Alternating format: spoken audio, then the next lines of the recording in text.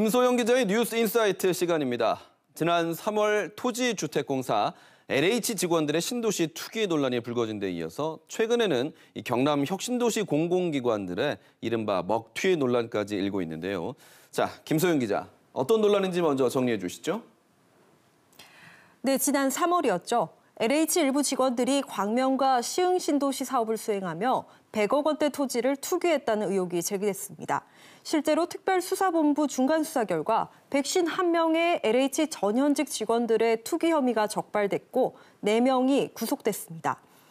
사업 과정에서 얻은 내부 정보를 재산 증식의 도구로 활용했다는 점에서 전 국민적인 공분을 샀습니다. 그렇죠. 그런데 최근에는 이 혁신도시 내 특별 공급 아파트 먹튀 논란까지 불고 있습니다. 어떤 내용입니까? 그렇습니다. 이전 기관들의 가족 동반 이주를 장려하기 위해 만든 제도가 특별 공급 아파트인데요. 경남 혁신도시의 경우 이 특공 아파트를 분양한 뒤 다른 지역에 거주하는 비율이 38.7%로 전국에서 가장 높았습니다. 특히 서민의 주거 복지를 위해 일한다는 LH마저 특공 분양자 500여 명 가운데 47.3%가 다른 지역에 거주하는 것으로 드러났습니다. 분양자 100인 이상 기관 24곳 가운데 5번째로 많은 수입니다. 그러니까 이 특공 아파트가 재산 증식의 수단이 됐다는 지적, 앞서 여러 차례 제기가 되기도 했었는데 실제로 시세 차익 어느 정도입니까?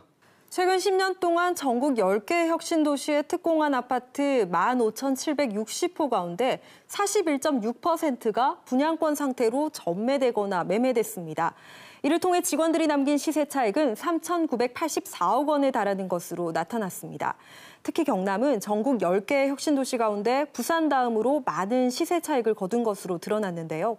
990억 원의 시세 차익을 거둔 것으로 드러났습니다. 네, LH 직원 감축안을 놓고 또 경남 혁신도시를 중심으로 지역사회 반발도 커지고 있죠. 맞습니까? 네, 정원을 줄이면 현원이 초과하게 되고 사실상 신입사원을 뽑을 수가 없는 구조가 됩니다. 국토교통부의 설명 들어보시죠. 초과 현원이 있으면 사실 신규 채용에 약간의 문제가 있을 수 있습니다. 이런 문제들은 저희가 개선을 해나가면서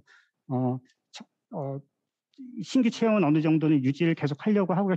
어차피 지방 인재 채용도 있기 때문에 이런 부분들은 저희가 적어도 100명 이상 정도는 계속 뽑아나가도록 그렇게 노력을 하려고 합니다.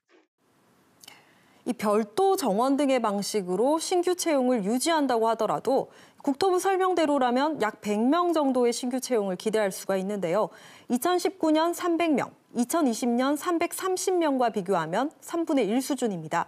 실제로 올해 대졸과 고졸 정규직 228명을 채용하겠다는 계획 역시 투기 논란으로 잠정 중단되면서 신규 채용 중단에 대한 우려가 커지고 있습니다.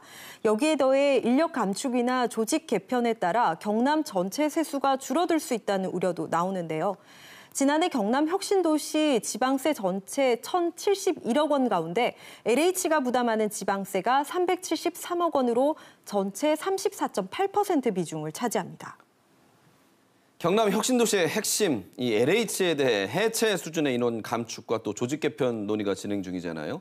그렇다면 이 경남 혁신도시 앞으로 어떻게 되는 걸까요? 네, 경남 혁신도시의 주민등록 인구 지난 6월 기준 32,500명입니다. 지난해 6월과 비교하면 1년 만에 2.1%포인트 증가해 강원 다음으로 높은 상승률을 보이고 있습니다. 하지만 여전히 계획 인구 38,000명의 85% 수준에 그치는데요. 교통과 교육 인프라, 산학연 클러스터 등 혁신도시를 지역 성장의 거점으로 만들기 위한 시즌2 역시 아직 갈 길이 먼데요. 핵심 기관인 LH의 인원 감축과 조직 개편이라는 지금의 이 위기를 어떻게 돌파할 것인지 좀 더 지켜봐야 할 것으로 보입니다. 지금까지 뉴스 인사이트였습니다.